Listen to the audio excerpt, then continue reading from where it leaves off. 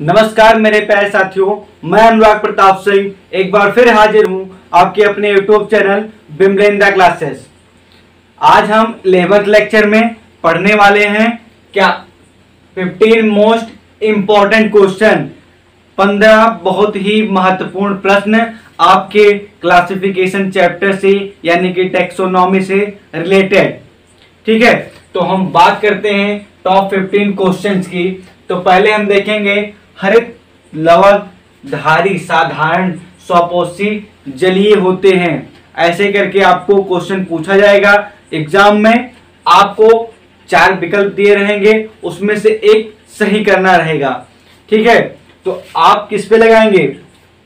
हरित लवक धारी यानी कि जो हरित होते हैं, हरे होते हैं, लवक होते हैं यानी जिसमें क्लोरोफिल पाया जाता है, साधारण होते हैं यानी कि सिंपल होते हैं, स्वपोषी होते हैं, स्वयं अपना भोजन बनाते हैं यानी कि हेटरोट्रॉपिक होते हैं, और कैसे होते हैं? एक्वेटिक होते हैं।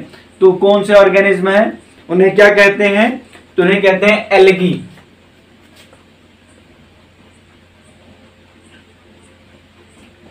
एल्गी क्या होता है? हरित लवक धारी होता है यानी कि क्लोरोफिल धारी होता है, साधारण होगा, स्वपोषी होगा और जलीय होगा। ठीक है, अब बात करते हैं हम दूसरे क्वेश्चन की। 5 जगत का वर्गीकरण किसने प्रतिपादित किया था? 5 जगत का वर्गीकरण किसने दिया था बच्चों? तो आप लोग क्या बताएंगे? R.H. विटेकर जी ने।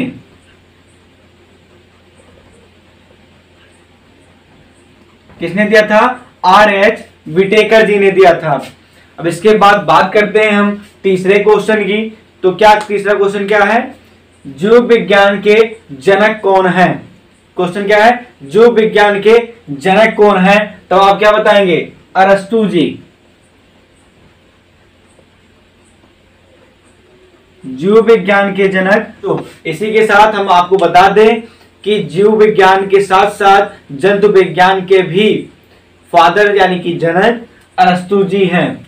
ठीक है, अब अगला प्रश्न क्या है? स्पंज क्या है? स्पंज क्या है?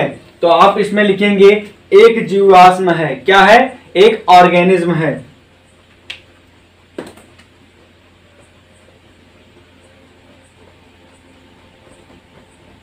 एक जीवाश्म है। ठीक है बच्चों, अब बात करते हैं पांचवें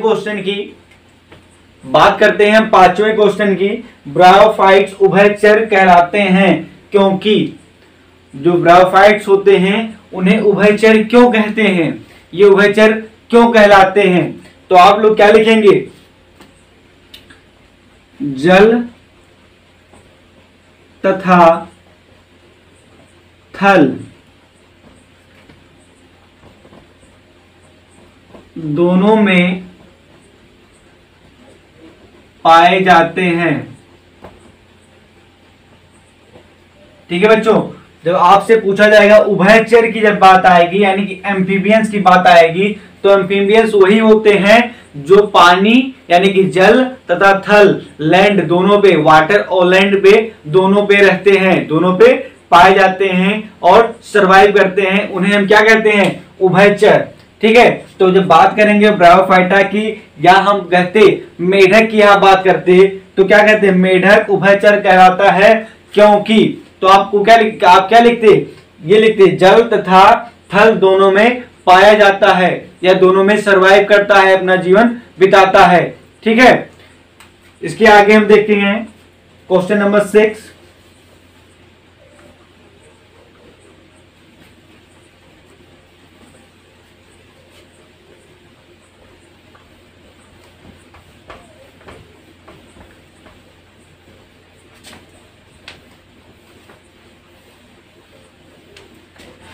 हाँ बच्चों, अब 6वां क्वेश्चन क्या पूछ रहा है?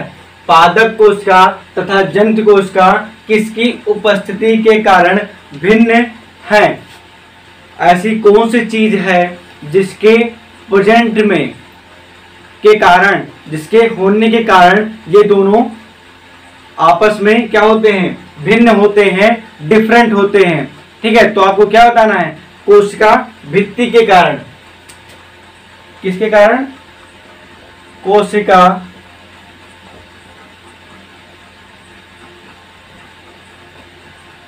कोशिका भित्ति के कारण। ठीक है, पादप और जंतु आपस में कैसे भिन्न है।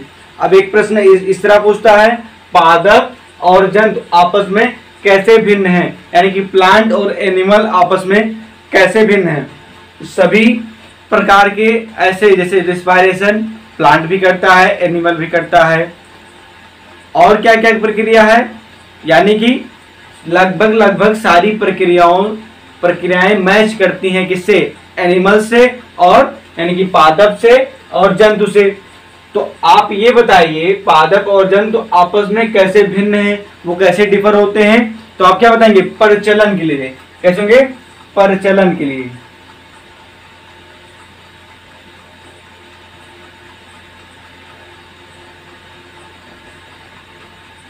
परचलन यानी कि लोकोमोशन के लिए।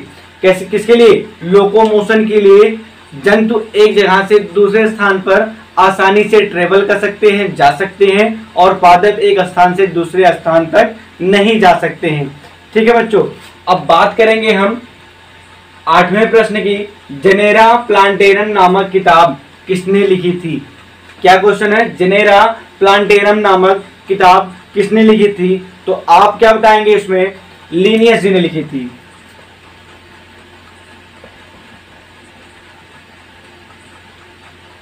किसने लिखी थी, लिनियस जी ने लिखी थी।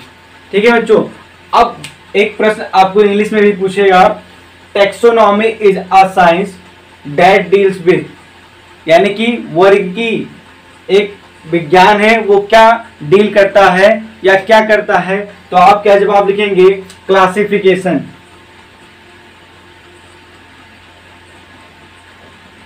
क्लासिफिकेशन। ठीक है बच्चों, अब ये प्रश्न पूछ रहा है, ब्रायोफाइटा पादप जगत के ... हैं, यानी कि fill in the blanks type का क्वेश्चन आपसे पूछेगा। तो कैसे पूछेगा, ब्रायोफाइटा पादप जगत के ... हैं। तो आप लोग क्या बताएंगे, ब्रायोफाइटा एक ऐसा पादप होता है जो वाटर में भी रह सकता है और बाहर भी रहता है। तो इसे क्या कहेंगे, उभयचर।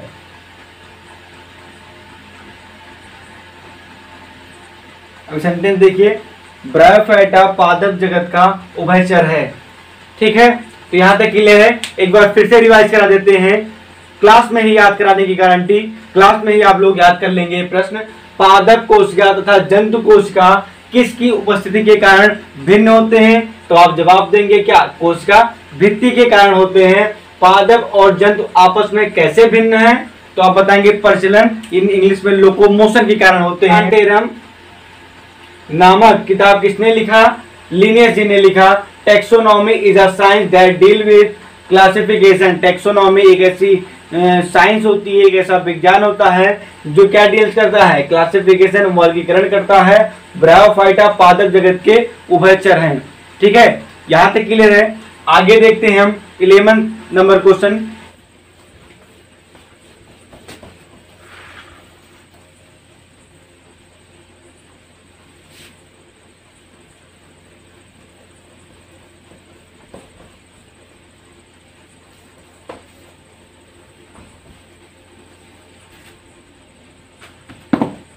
हाँ बच्चों, हम देखेंगे 11th number question, sleeper animal is.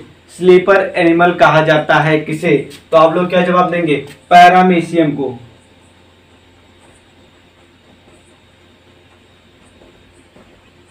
किसे कहा जाता है, पैरामीशियम को। वाट बच्चों देखेंगे, what is not true of Euglena. Euglena के लिए क्या ट्रू नहीं होता, तो सेल्यूलोज, सेल्यूलोज और सेलवाल यूग्लिना के लिए ट्रू नहीं होता है। ठीक है, अब बात करेंगे हम 13 नंबर क्वेश्चन की। Taxonomy is connected with. Taxonomy जुड़ा हुआ है किससे।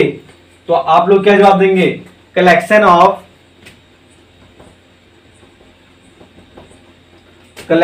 Of plant and animals. ठीक है, collection of plant and animal, पौधों और जंतुओं के कलेक्शन से जुड़ा हुआ है क्या, taxonomy. Who is the father of taxonomy, तो आप लोग क्या बताएंगे? Karl Linnaeus. क्या बताएंगे आप लोग? कार्ल लिनियस, जिन्हें टैक्सोनॉमी का खोज किया था, या father of taxonomy, father of taxonomy, taxonomy के जनक कार्ल लिनियस जी कहे जाते हैं। ठीक है, अब लास्ट क्वेश्चन क्या है? 15 नंबर क्वेश्चन क्या है? Protista. Protista include organisms. Protista जो है वो क्या इंक्लूड, कैसे ऑर्गेनिज को इंक्लूड करता है अपने अंदर? कैसे ऑर्गेनिज करता है? तो आप लोग जवाब देंगे प्रोकैरियोटिक एंड यूकैरियोटिक।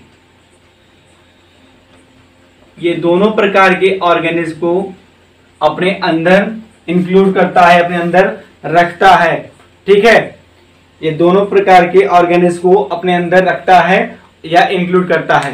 तो ये रहे टॉप 15 क्वेश्चन या मोस्ट इंपॉर्टेंट क्वेश्चन रहे टैक्सोनॉमी से एग्जाम में पूछे जाने वाले ये 15 क्वेश्चन हैं। अगर जो आप ये 15 क्वेश्चन एकदम से तैयार कर लेते हैं तो ये मान के चलिए कि आपका टैक्सोनॉमी से कुछ भी अलग से नहीं पूछा जाएगा, सब यहीं से पूछे जाएंगे। ठीक है, तो आज के लिए इतना ही। बहुत बहुत धन्यवाद।